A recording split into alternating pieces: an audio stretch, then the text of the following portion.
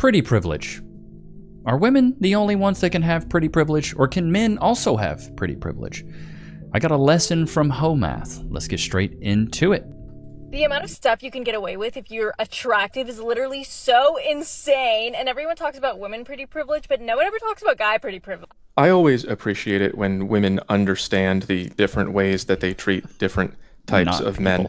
Guy pretty privilege is another word for hypergamy. So first of all, I'd like to thank her for noticing. And second of all, I have a few stories for you to try to encourage you to maybe move up a few notches if possible. But first, listen to how she understands. It's therapeutic. I think if the unattractive guys tried to do the things that attractive guys did to girls, they would be called out for harassment. Yeah, exactly. This girl from an old video said, don't catcall me unless you're attractive, and then she said it was a joke, which means it's kind of true. But if an attractive guy did what unattractive guys did, it would be considered cute. This is where my stories come in. I did some not very cute things that went over just fine. I feel like attractive guys have kind of like a act like an card that they could use whenever they want because they have a pretty face, and they have unlimited ways on how to hit on women without being a creep. Yeah, you can say quite a wide range of things and it will be okay, but only as long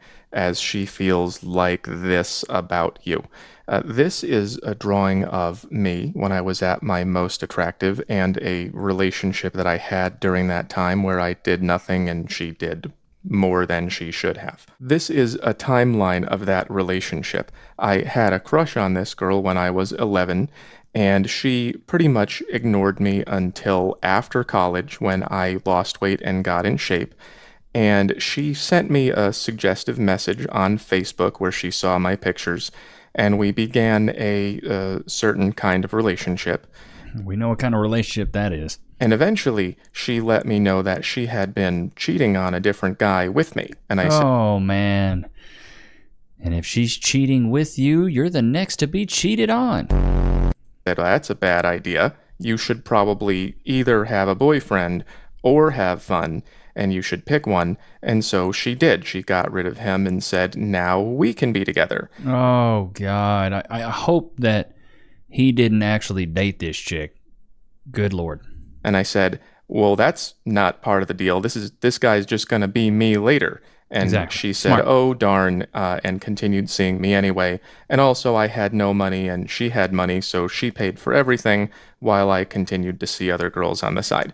That's how much Hey, that's a W. Win-win.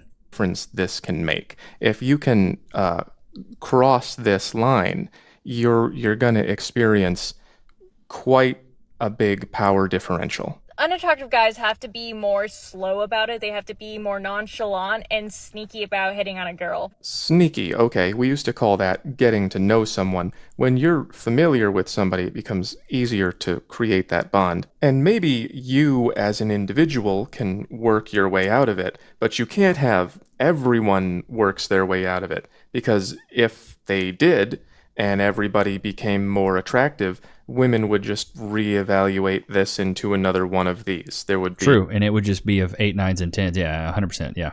80% of the guys who made it would be reevaluated into the didn't make it zone. And those guys have no choice. They have to get familiar with women first.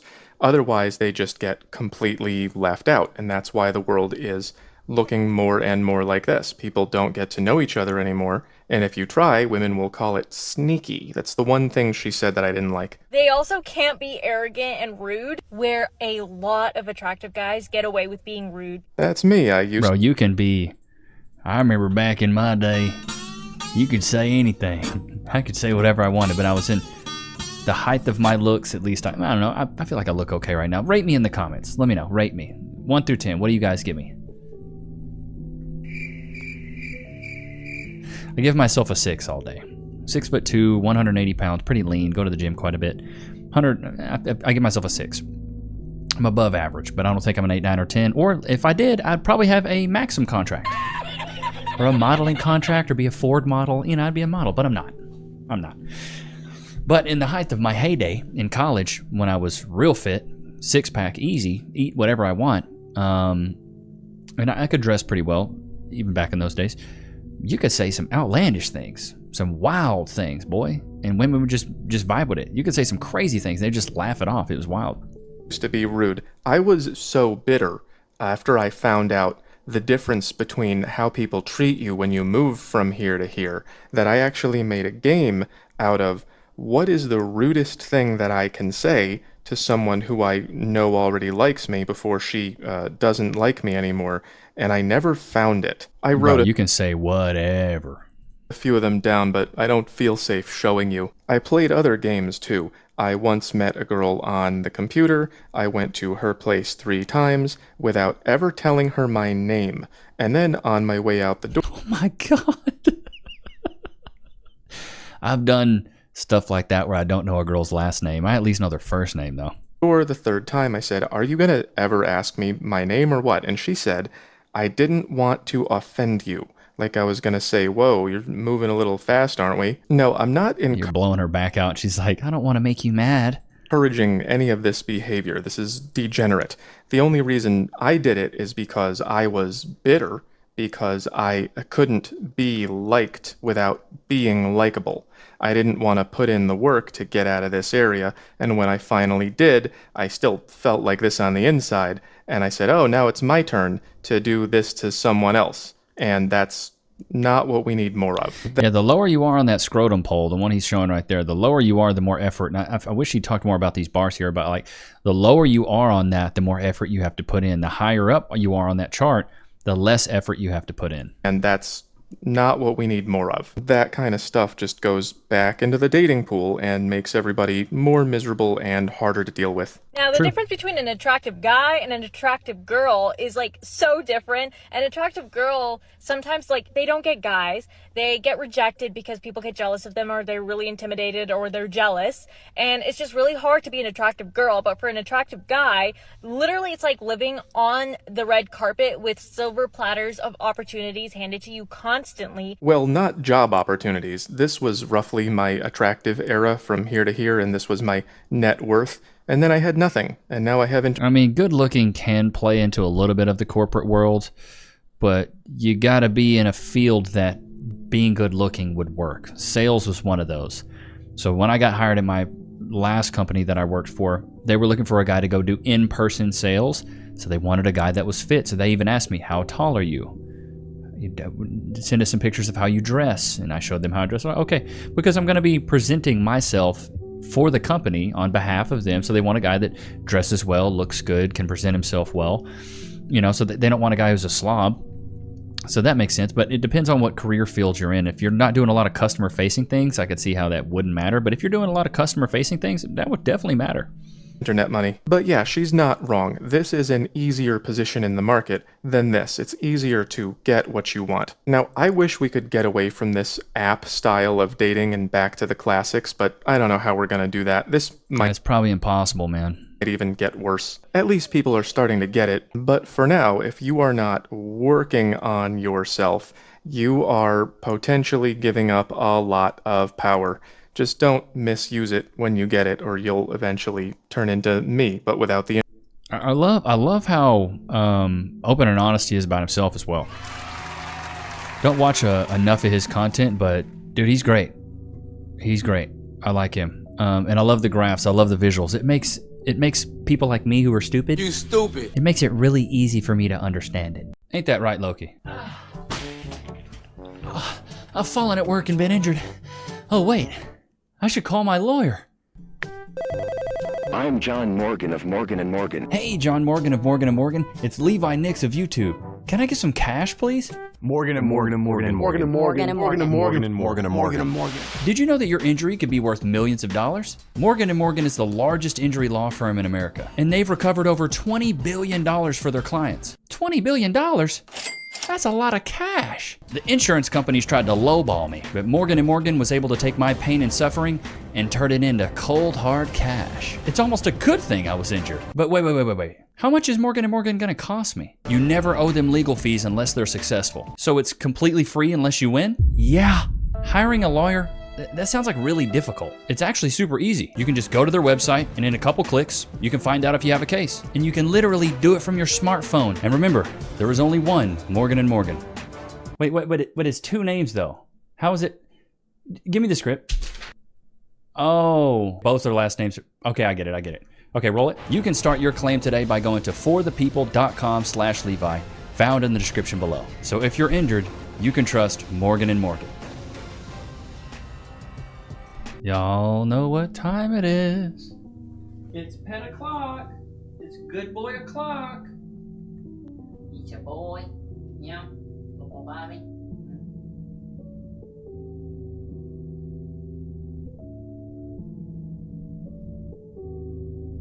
Okay. Free.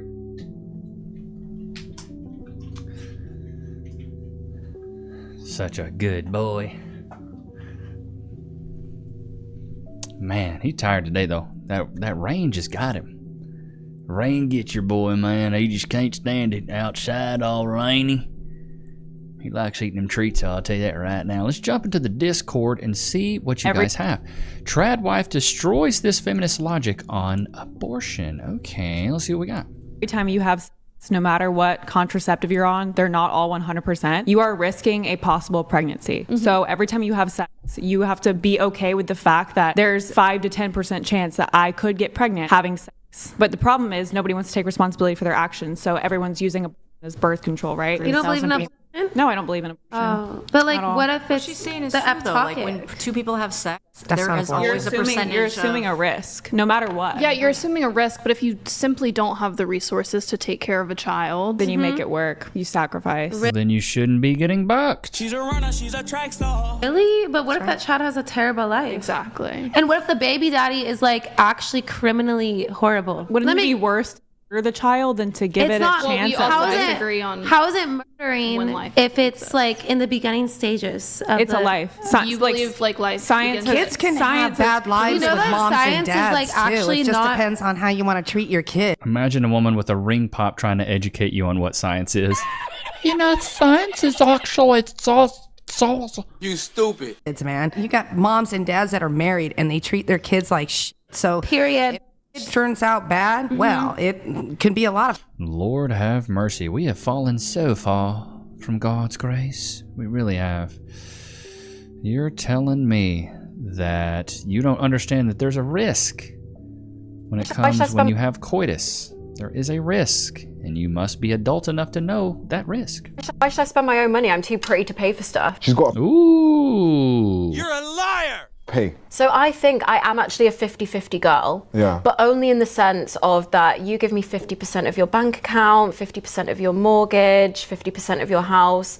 That's my kind of 50-50. Are you on medication?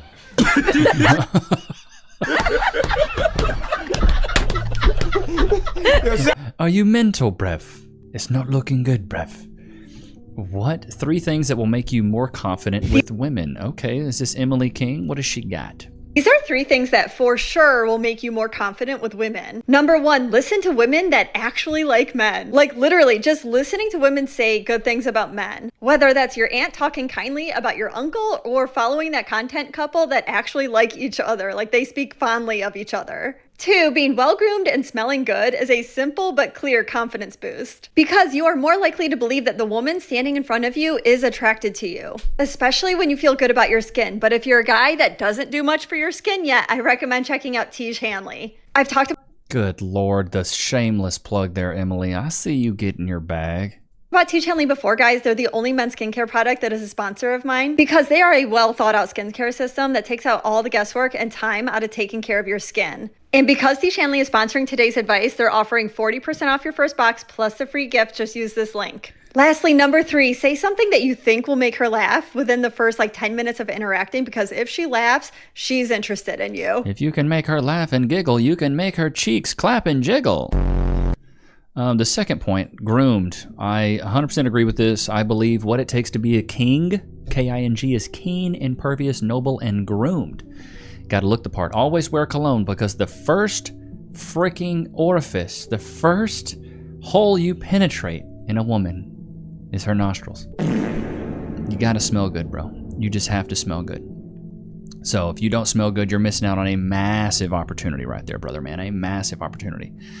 So I would highly suggest looking into some colognes. I've got a shameless one. This one has worked since high school. It still works to this day.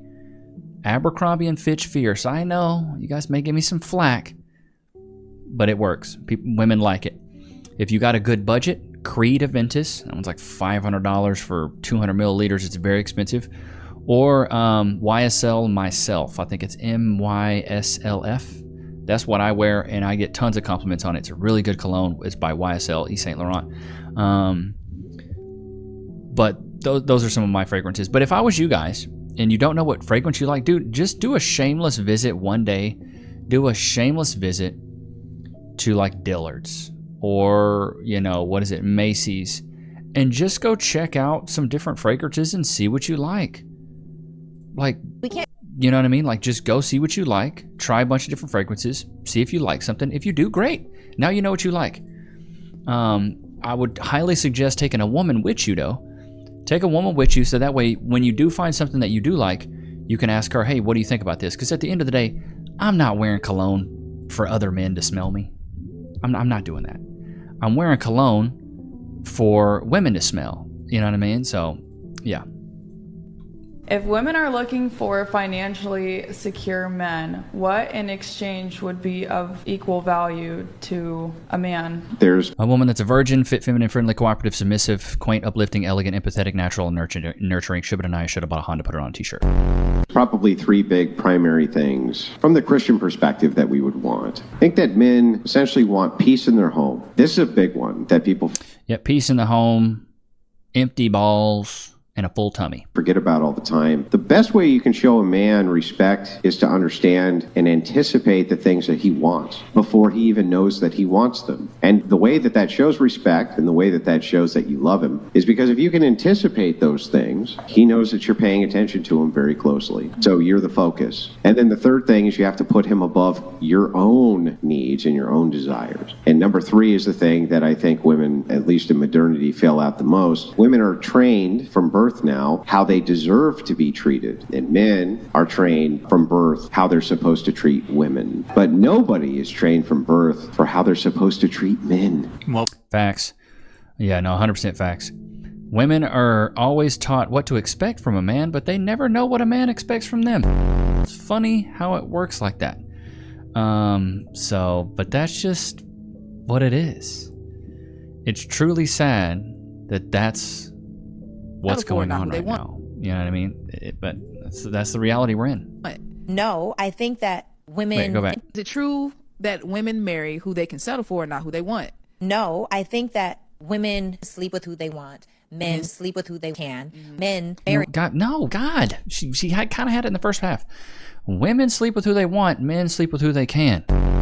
Who they want, but women marry who they can, right? Is it true that women marry who they can settle for and not who they want? No, I think that women sleep with who they want. Men sleep with who they can. Men. Okay. Never mind. She was right. Okay, I wanted to run it back to make sure because I was like, she's kind of starting this off right. Marry who they want, but women marry who they can, right? So it's the inverted action of it, and I think that. Okay, I actually agree with that.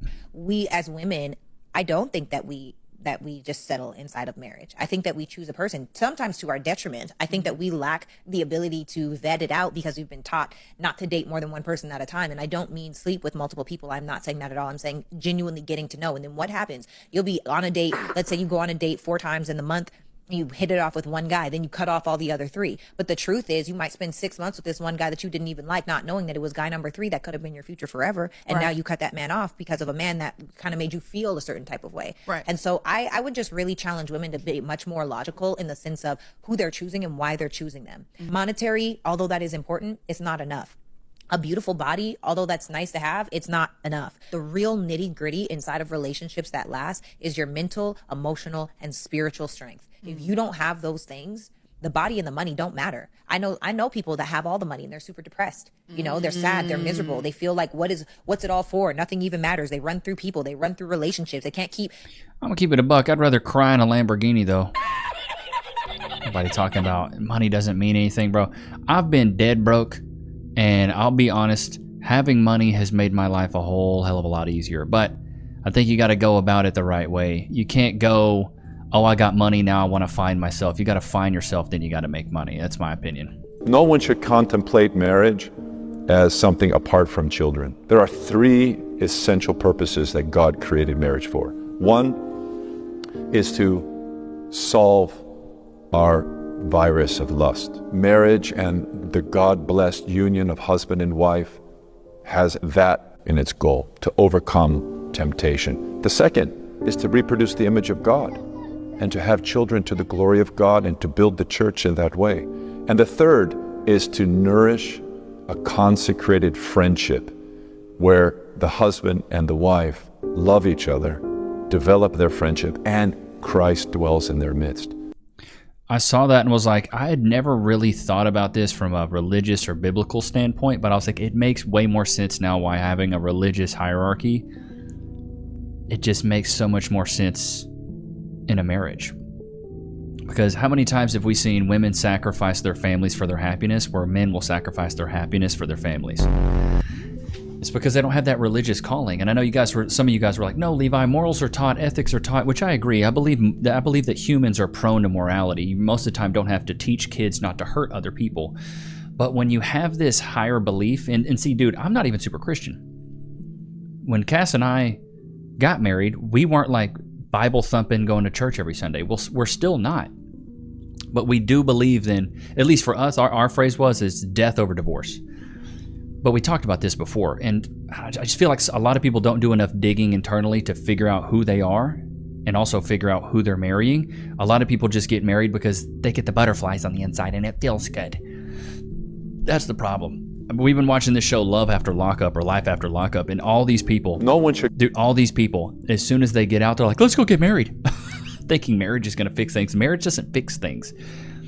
Marriage is the punctuation point after you've fixed everything to say, hey, we've earned our marriage. Now we can get married now that we've fixed all of our problems. We're super close. We have a good foundation. We love each other. We're best friends. That's when Cass and I got married. We were together for 7 years. I tell guys to date women for 3 to 5 years. Let me know in the comments, how long do you think a guy should date a woman before they get engaged or get married? How long do you think you should date a woman? Kevin Samuels used to talk about 6 months. I think that's when people were more traditional and chivalry was actually alive. I think chivalry has been by women. I think chivalry is dead. Now I think 3 to 5 years to see if somebody's actually down to stay with you through thick and thin. Because usually between 3 to 5 years, you've had some ups and downs, maybe a death in a family, maybe some despair, maybe you've lost a job. You've had some hardship. And then however you overcome those hardships is going to be a true testament to how much that person actually loves you and how much duty they're willing to have towards the relationship. But that's just kind of my opinion. Loki, what do you think about all that? You love it? But I hope you guys enjoyed today's episode. Don't forget to like, comment, subscribe. It was good to have you guys out, man. I will see you guys in the next one. Peace.